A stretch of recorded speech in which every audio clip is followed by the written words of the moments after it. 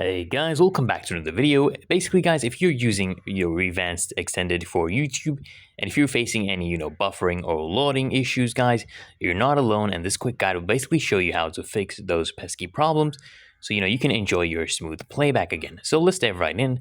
First things first guys, you want to actually check your internet connection. Ensure that you're actually connected to, a stable Wi-Fi or mobile network. Weak signals will often cause buffering issues. So step number two, what you want to do, guys, is you want to actually clear the app cache. So what you want to do is go to your phone settings.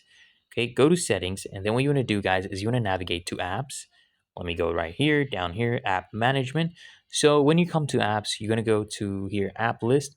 But depending on your phone, it will show, application manager or something like that. When you basically want to find a Revanced extended, then you want to tap on it and select storage and just clear cache. For example, if I want to clear cache for this app right here, you click on the app, click on storage and cache, you just clear here, click on clear cache, and then click on clear storage. And step number three, guys, would be to actually disable battery optimization. So what you want to do, go back to your settings, you want to go to battery settings right here, guys. Let me find that for you right now. All right, so here we have our battery and power saving options. Just click on that.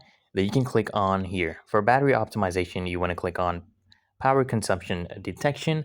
It has detected basically three items. So basically, Revance might actually be throttled by battery saving settings. So you can come here and you can click on do not optimize. Basically, you remove the optimization from that. Okay, you can remove the optimization. And what you can also do, guys, step number four would actually be to, just update the Revanced extended app. So ensure that you're actually running the latest version. You can visit the official source where you download the app and check for updates because, updated versions often fix bugs like buffering. Okay. If those don't work, guys, last resort would be to, just reinstall the app. If nothing works, just uninstall Revanced extended and just reinstall it from a trusted source.